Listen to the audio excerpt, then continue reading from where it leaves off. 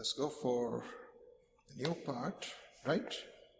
Now here we'll move forward. We'll move forward माने अभी पहले वाले सम में हमने ये देखा कि एग्जीक्यूटर के अकाउंट में कुछ जो भी ड्यूज था डाइंग पार्टनर का वो ट्रांसफर होता है, ठीक है। बट बाद में क्या होता है नेक्स्ट आफ्टरवर्ड्स, मतलब एग्जीक्यूटर के अकाउंट हमने उसको ट्रांसफर कर दिया, फिर क्या करना है? या तो उसको इमीडिएट पेमेंट करना है या उसका लोन में कन्वर्जन करना है, ठीक है। तो यहाँ पे हम देखेंगे कि उसका अगर लोन में कन्वर्जन होता है तो step by step how it's gonna be performed and how it's gonna be paid. So it will be shown like as if you're paying any loan installment. Fine. So A, B, C are the partners in the firm. Following are the balances on 31st March 15, the books of the firm, capital of A, B, and C. Now contingency reserve, investment fluctuation reserve, and goodwill. These items are given and B died on 30th June. C. So the balance is on 31st March 15 and B died on 30th June 15. That means immediately after 3 months. ठीक है, 3 महीने में उसकी मौत हो गई. It was agreed by the remaining partners that interest on capital to B is to be allowed at 12% per annum.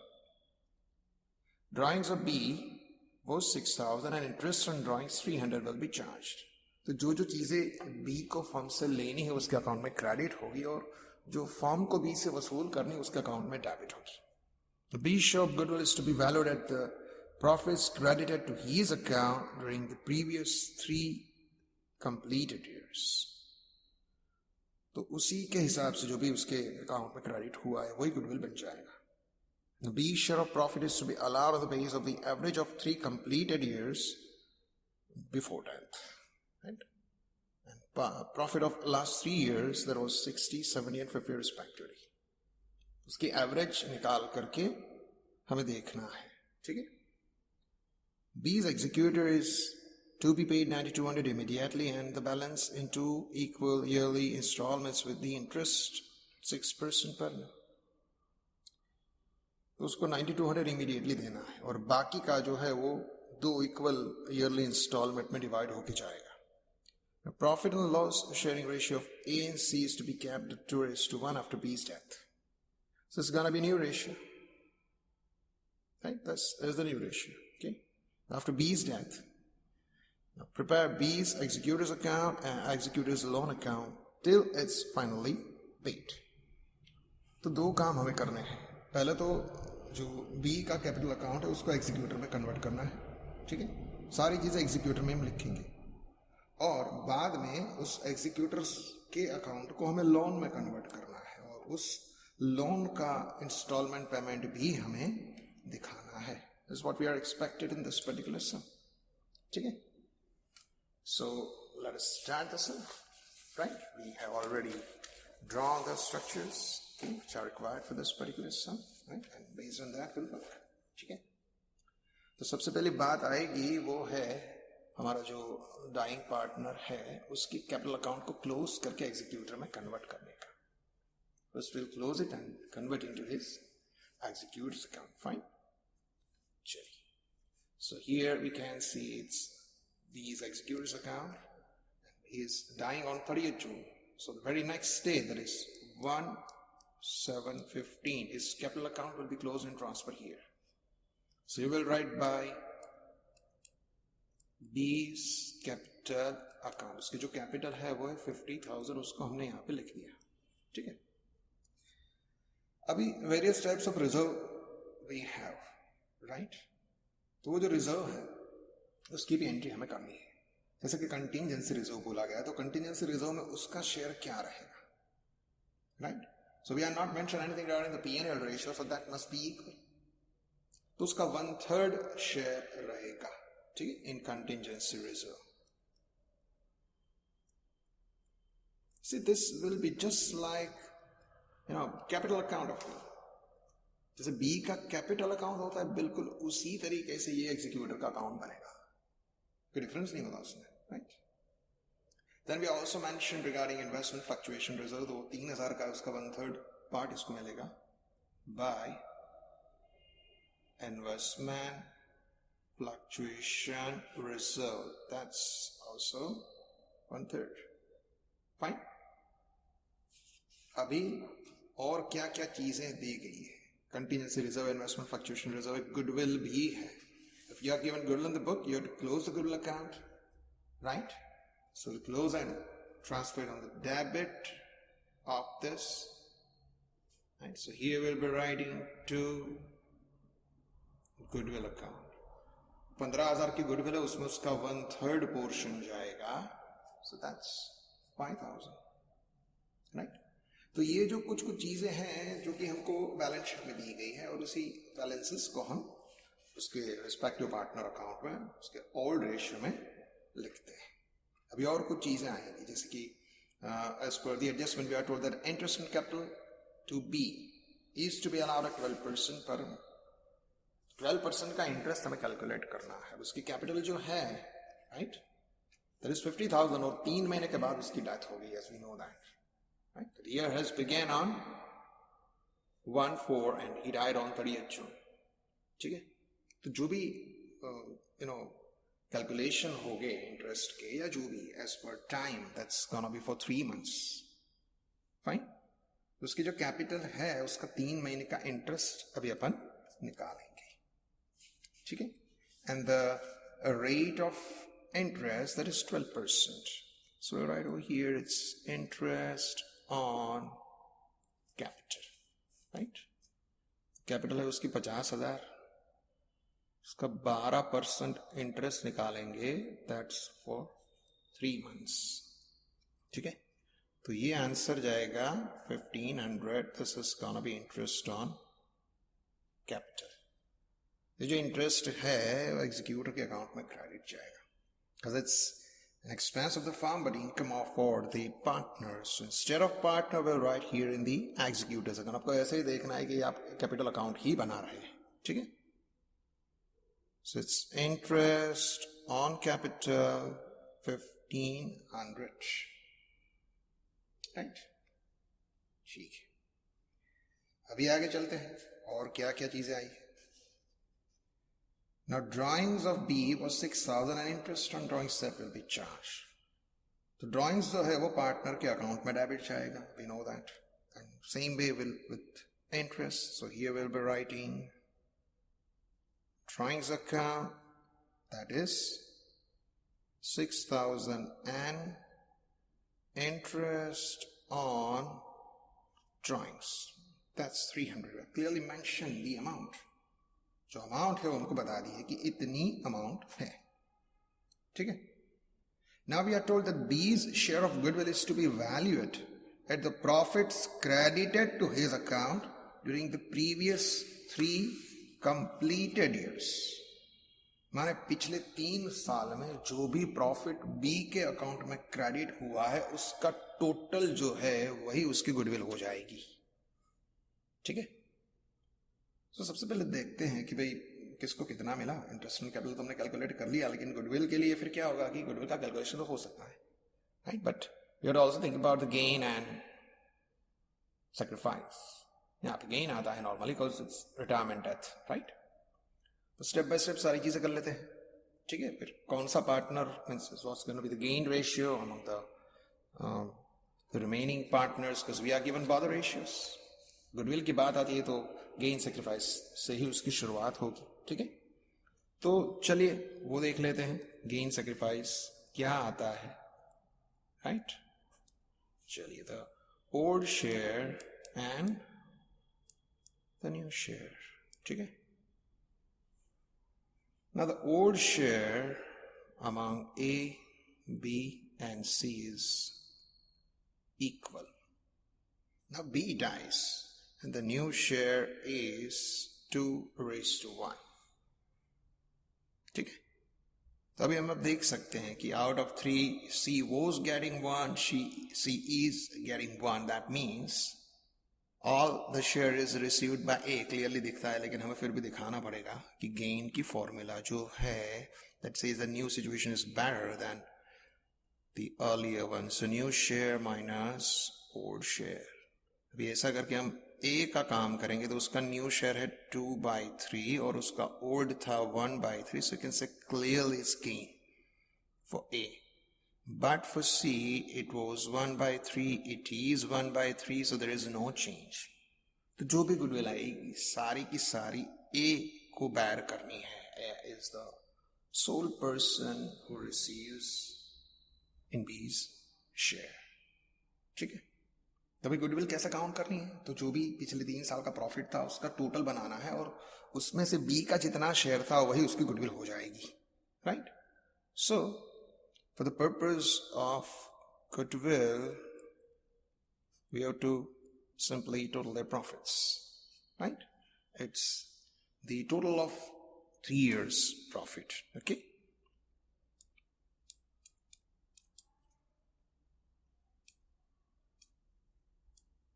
पहले उससे लिख लेते हैं. टोटल ऑफ 3 years प्रॉफिट वो कितना है. 3 साल का प्रॉफिट में दिया गया है. इट इज 60 प्लस 70 प्लस 50 जो भी आता है उसका टोटल बनाना है. That comes to 1,80,000. Out of this, how much would have been given to the dying partner B? B को कितना मिला होगा, तो B को इसमें से 1/3 मिला होगा. So his share is gonna be 1/3 of this. 3 साल का टोटल मिला करके B को एज अ 1/3 शेयर इतनी अमाउंट टोटल क्रेडिट मिली होगी. So this will be borne by A. ठीक है. So A's capital account debited to B's capital account or B's executed account. तो यहाँ पे हमें लिखना है A's capital account, that is 60,000. It's nothing but the share in goodwill. Fine. तो ये हो गया गुडविल का काम. ठीक है. Then the next adjustment is B's share of profit is to be allowed on the basis of the average of 3 completed years before death. And profit of past 3 years. So बात यह है कि पिछले 3 साल का जो प्रॉफिट उसकी average निकालनी है और उस हिसाब से हमें सोचना है कि करंट ईयर में कितना प्रॉफिट होगा. ठीक है. तो 3 साल का टोटल तो है ही हमारे पास यहाँ पे. Now you can say share in profit. Right. ये जो है क्या है, शेयर इन प्रॉफिट. हम उसका कैलकुलेशन कर रहे हैं. Right. Profit of B. B को कितना मिलेगा. ठीक है. So average of 3 years. तो टोटल कितना है 180. अभी हम दिखाएंगे नहीं, है ही हमारे पास ऑलरेडी. टोटल तो है ही. Simply divided by 3. It's the average profit. 3 साल की एवरेज निकालेंगे तो 60,000 आती है. 60,000. उसमें से बी का हिस्सा कितना. Right. So that's gonna be naturally 1/3. ठीक है. So it's 1/3. और अभी कितना महीना हुआ, means how many months passed in the current year. So that's 3 months. That means it's again gonna be multiplied by 3/12. Okay. So ऐसे अगर अपन करें कैंसिल हो जाता है. 5,000 will be B's share in profit. B का इतना शेयर होगा प्रॉफिट में. So this is gonna be credited to his account by the name of profit and loss suspense account. ठीक है. So profit and loss suspense account debited to B's executors account. Profit and loss suspense account 5,000. तो ना उसको मिलेगा. Fine. So like this we have done. Whatever is due, now we have to go for the immediate payment and then that's going to be followed by the loan. तो पहले जो भी है उसमें से B को इस वक्त कितना मिलता है. So immediately is getting 9,200. So it's on the same day, credit what goes out and debit the receiver. So B is executed to bank or cash. So you can write here bank cash account with that amount what he has been given. That's 9,200. उसको 9,200 immediately मिल जाएगा. बाकी का जो भी है उसकी loan में convert होगा. तो बाकी का कितना. So let's find that balance which will be converted into loan because the remaining is loan. तो इस तरीके से देखिए क्रेडिट का टोटल यहाँ पे करते हैं. So that comes to 1,20,500. ठीक है. उसमें से सारी डेबिट आइटम्स हम निकाल देते हैं तो जो बचता है वो है 1 लाख.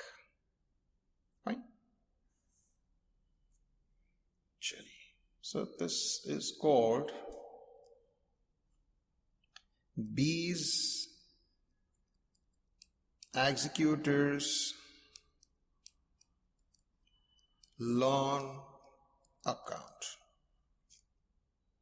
अभी बी का जो एग्जीक्यूटर है उसकी लोन में ये अमाउंट कन्वर्ट हो गई. So this is gonna be credited to this B's executors loan account. Similarly, we opened it 1/7/15. Here we'll write by crediting by B's executors account.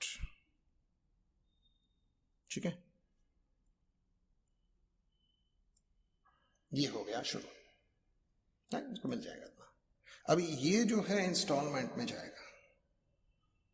Fine, this will be paid in installment and the rate of interest calculated on this that is 6% per annum, right. तो भी होगा यूं कि annual instalment है, माने इसका जो payment होगा कब होगा? That's gonna B next year 30th June 16. Next year 30th June 16 को जाएगा. But in between there will be completion of year that is 31st March.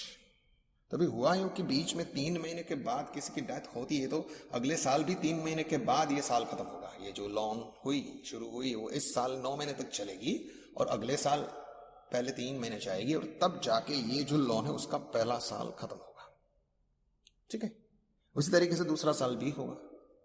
तो बात यह है कि इस वक्त कितना इंटरेस्ट हमें कैलकुलेट करना है, क्योंकि आज ये लोन क्रिएट हुई तो इसका ईयर एंड कब होगा? That's gonna be on 31st March 16. ये जो अकाउंटिंग ईयर है वो तो इसी वक्त खत्म होगा 31st March 16. तो 9 महीने उस वक्त खत्म हुए होंगे, एक साल नहीं होगा. एक साल तो उसके अगले साल 3 महीने में जाएगा. तो जब 9 महीना खत्म होता है तब आप profit and loss account final account में प्रिपेयर करते हैं, तब उसको कुछ इंटरेस्ट तो लिखना पड़ेगा ना. ठीक है, from the point of view of firm, if you see you are using someone's money so to pay him interest, तो वो इंटरेस्ट उतना ड्यू हो जाएगा. पे करते हैं नहीं करते हैं सेकेंडरी मैटर है, लेकिन दैट हैज बीन रियलाइज्ड. ठीक है, तो इस साल 3 महीने के बाद ये लोन अकाउंट क्रिएट हुआ तो 9 महीने तक ये लोन चलेगी इस साल में, this financial year, right? और 9 महीने का इंटरेस्ट हमें कैलकुलेट करके लिखना है, which is an expense of the firm and gonna be credited to loan. जैसा बैंक को लोन दे तो यही, बैंक से लोन ले तो यही होता है. ठीक है, तो journal entry on 31st March 16 is gonna be like this as interest to loan. Interest is an expense and that increases the loan. ठीक है, तो यहां पे उसे हमें लिखना है by interest account. ठीक है, लेकिन इंटरेस्ट कितने वक्त का होगा? तो होगा 9 महीने का. किस अमाउंट पे होगा? The amount which is outstanding. तो 1 लाख के ऊपर हम 6% का इंटरेस्ट निकालें, that's for the 9 months only, comes to 4,500. 4,500 रुपए 9 महीने का इंटरेस्ट कैलकुलेट हुआ. ठीक है, अभी ईयर एंड हो रहा है, that is financial year ending, that is on 31st March. तो उस दिन को क्या होगा? उस दिन हमारी लोन जो है वो 4,500 रुपए बढ़ जाएगी. Balance of loan increases. अगर आप कोई भी इंस्टॉलमेंट पे नहीं करते और फिर लोन अकाउंट देखो बैंक में तो वो बढ़ता रहेगा. क्यों? क्योंकि इंटरेस्ट लगता है. ठीक है, जैसे आप इंस्टॉलमेंट पे करते हो कम हो जाएगा, फिर जो पेमेंट कर दिया उसके बाद जो बचा आउटस्टैंडिंग उसके ऊपर अगेन इंटरेस्ट कैलकुलेट होगा. कुछ इस तरीके से सब चलता है. तो अभी ईयर एंड में मुझे लायबिलिटी साइड चीज दिखानी है कि भाई मेरे पर लोन कितनी है बी की है एज अ फर्म. तो वो होगी 1 लाख प्लस इंटरेस्ट. ठीक है, तो अभी मुझे उसका बैलेंस निकालना है, because that will be reflected on the liability side of the balance sheet. It's 1,04,500. ठीक है, and there is nothing here, so itself will become the balance. It's 1,04,500. और दूसरा जो दिन है इसका, that is 1st April 16, it's by balance breakdown 1,04,500 is the opening balance. दूसरे दिन का ओपनिंग बैलेंस हो गया, अब नया अकाउंटिंग ईयर शुरू हुआ, तब नए अकाउंटिंग ईयर में हम आगे बढ़ेंगे, ठीक, विद द सेम लोन। तो अभी क्या होगा कि लोन का जो बेसिक अमाउंट है 1 लाख का, उसका भी 9 महीना खत्म हुआ है, क्योंकि वो लोन हमने लिया था कौन से दिन को, 17 को, और आज 31 मार्च अभी हुई, तो 9 महीने हुए, अभी उसका पहला इंस्टॉलमेंट ड्यू है, अभी पे नहीं किया है, it'll be paid after 3 months, so it's gonna be 3 months after this, that's gonna be 30th June, 30 जून को हमें इसके ऊपर एक और इंस्टॉलमेंट पे करना है, लेकिन 30 जून तक तो ये लोन हमारे पास रहेगी ही रहेगी, तो अभी 3 महीने और बाकी है पहले इंस्टॉलमेंट को ड्यू होने में, ठीक है, तो 3 महीने का इंटरेस्ट लगेगा, अमाउंट तो वही रहेगी 1 लाख पर पहले हमने 9 महीने का इंटरेस्ट कैलकुलेट किया, अब 3 और महीने का इंटरेस्ट कैलकुलेट करना है, क्यों, क्योंकि पहला जो इंस्टॉलमेंट है वो 1 साल के बाद आएगा, और 1 साल होने में अभी 3 महीने बाकी है in this next accounting year, ठीक है, तो पूरा जो 1 साल है उसमें 9 महीने अगले अकाउंटिंग ईयर में थे पिछले वाले, और 3 महीने इस अकाउंटिंग ईयर में आपको देखने को मिलेंगे, फाइन, तो उसी अमाउंट पे हम 3 महीने का इंटरेस्ट निकालेंगे ऑन 30th जून, ठीक है, दैट्स बाय इंटरेस्ट अकाउंट, लेकिन अभी ये जो है वो 3 महीने का ही है, so 1 lakh into 6% into 3/12 comes to 1500, ठीक है, तो अभी ये 30th जून आ गई, मतलब जिस दिन हमने लोन ली थी वहां से अगर हम कैलकुलेट करें तो यहाँ पे पूरा 1 साल खत्म हुआ ऑन दिस पर्टिकुलर डे, तो 1 साल का जो टोटल इंटरेस्ट था उसमें 9 महीने का इंटरेस्ट पिछले वाले साल में हमने लिखा, because it was a part of that year, और बाकी का इंटरेस्ट हमने इस साल में लिखा because this interest belongs to this year, so accounting point of view से हमने डिवाइड किया है, वरना तो टोटल 1 साल हुआ, 1 साल का टोटल इंटरेस्ट निकालिए, 1 लाख का 6% निकाले 6000 होगा, so 4500 plus 1500 comes to same, fine, तो अभी ये वक्त है कि हमें उसको पहला इंस्टॉलमेंट देना है, किसको देना है, तो बीज एग्जीक्यूटर है, उसको हमें पहला इंस्टॉलमेंट देना है, तो कितने का हुआ, So you are told it's going to be divided into 2 installment, अभी पूरी लोन जो है आपकी 1 लाख रुपए की, 1 लाख के लोन का आप 2 पार्ट में डिवाइड करो 50-50, तो ये जो इंस्टॉलमेंट हम देंगे that's going to be 50 plus interest, 50,000 as a basic principal amount plus उसका इंटरेस्ट रहेगा, ठीक है, the same day on 30th June will be paying in form of installment कितने का जाएगा, 50,000 जो कि हाफ है 1 लाख का, ठीक है, प्लस 4500 जो हमने अगले साल इंटरेस्ट लिखा, 1500 जो कि हमने इस साल इंटरेस्ट लिखा, टोटल हम उसको पेमेंट करेंगे 56 का, this is the payment of the first installment, पहला इंस्टॉलमेंट हमने पे कर दिया, तो जैसे आप लोन का इंस्टॉलमेंट पे करते हो प्रिंसिपल अमाउंट कम हो जाती है, 1 लाख की जो लोन थी अभी वो 50,000 की हो गई, इसी वक्त अभी आप टोटल निकाल के देखो, तो ये है 1,04,500 प्लस 1,500, दैट मीन्स इट्स 1,06,000, और 1,06,000 में से अभी आप 56 निकाल दो, तो इस वक्त जो बैलेंस होगी लोन की after payment of this that will be 50,000, समझ रहे आप, ठीक है, 1 साल टोटल खत्म हुआ लोन को, और 1 साल के खत्म होते ही हमने पहला इंस्टॉलमेंट जो ड्यू था पे कर दिया, और उस पेमेंट के बाद अब लोन आधी हो गई, because it was decided to divide into 2 installment, 1 lakh रुपए की लोन को हम 2 इंस्टॉलमेंट में देंगे, रिपे करेंगे, दैट मीन्स पहला इंस्टॉलमेंट के बाद उसकी बैलेंस कितनी हो जाती है, half, that is half of 1 lakh and that's 50,000, ठीक है, 50,000 रुपए की लोन हो गई, तो अभी नेक्स्ट इंस्टॉलमेंट का जो भी कैलकुलेशन होगा वो 50,000 के ऊपर होगा, mind well, interest is always calculated on the outstanding, जो बाकी है उसके ऊपर इंटरेस्ट लगता है, पहले 1 लाख बाकी थे तो दोनों बार हमने 1 लाख पर इंटरेस्ट कैलकुलेट किया, अभी 1 लाख बाकी नहीं है, अभी 50,000 बाकी, आधी लोन हो गई, सो द नेक्स्ट 9 मंथ्स, क्योंकि अभी यहीं से अगर मैं शुरू करूं तो इस साल के अभी 3 महीने ही खत्म हुए, अभी ये ईयर खत्म होने को अभी कितने महीने बाकी है, so like last it was 9 months, तो अभी 9 months बाकी है, तो 9 months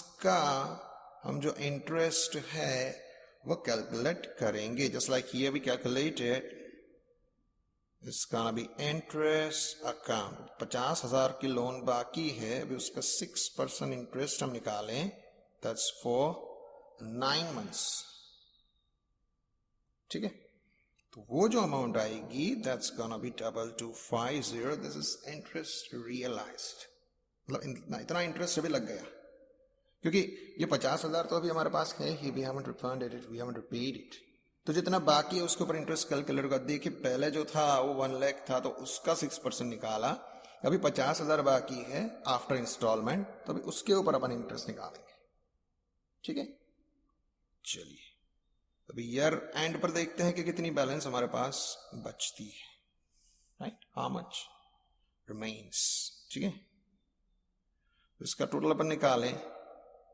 so this comes to 1,08,250.